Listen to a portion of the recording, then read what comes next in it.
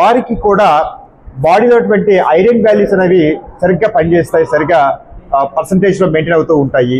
అలాగే 600 క్యాలరీస్ కూడా మన బాడీలో నుంచి మనం క్యాలరీస్ బర్న్ చేయొచ్చు. అలాగే మనకి ఫర్దర్గా ఫ్యూచర్లో కూడా క్యాన్సర్స్ కానీ, అలాగే హార్ట్ స్ట్రోక్స్ కానీ, హార్ట్లో బ్లాక్స్ అవటం కానీ, ఈ ప్రాబ్లమ్స్ కూడా రాకుండా కూడా మనం నివారించుకోవచ్చు ఈ బ్లడ్ డొనేషన్ చేయటం వల్ల.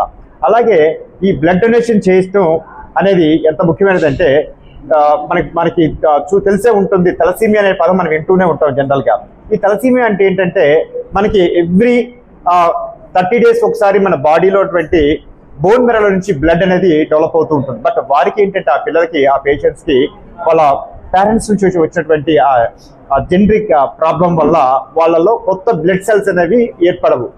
సో అలా ఏర్పడకపోవటం వల్ల ఎవ్రీ మంత్ వారికి రొటేషన్ ప్రోగ్రామ్ ఉంటుంది కాబట్టి మన అవుట్ సైడ్ నుంచి బ్లడ్ ట్రాన్స్ఫ్యూషన్ ద్వారా వారికి బ్లడ్ అనేది అందిస్తేనే నెక్స్ట్ మంత్ వారు సర్వైవ్ అవుతారు. సో ఈ విధంగా వాళ్ళు కొన్ని 20 years వరకు కూడా వాళ్ళ లైఫ్ స్పాన్ పెంచుకోవడానికి అవకాశం ఉంటుంది ఈ బ్లడ్ డొనేషన్ అనేది, ఈ బ్లడ్ ట్రాన్స్ఫ్యూషన్ వల్ల.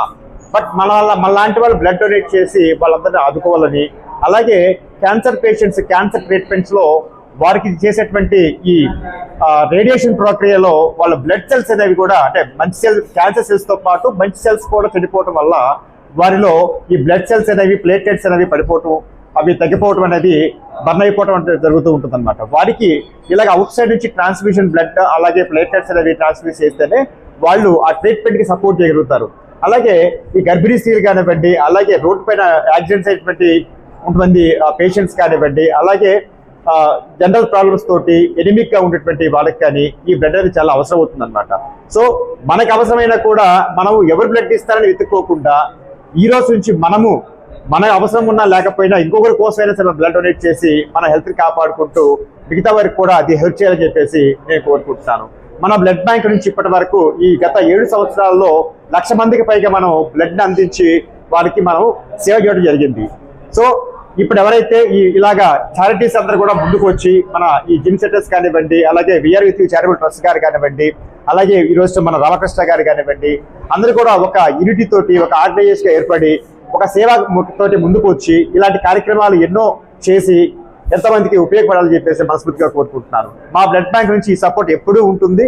ఎవరికి బ్లడ్ అవసరమైనా సరే 24/7 మీరు మిడ్నైట్లో కాల్ చేసి సరే మేము రెస్పాండ్ అవుతాము. ఎలాంటి నెగటివ్ గ్రూప్ అయినా సరే మేము ఇవ్వడానికి ముందు సిద్ధంగా ఉంటాము. సో ఈ అవకాశం ఇచ్చినటువంటి మన అశోక్ గారికి, అలాగే అయ్యప్ప గారికి, రామకృష్ణ గారికి, లెక్కిత్ గారికి, అలాగే మిగతా మిత్రులందరికీ కూడా నా నమస్కారాలు. Thank you very much.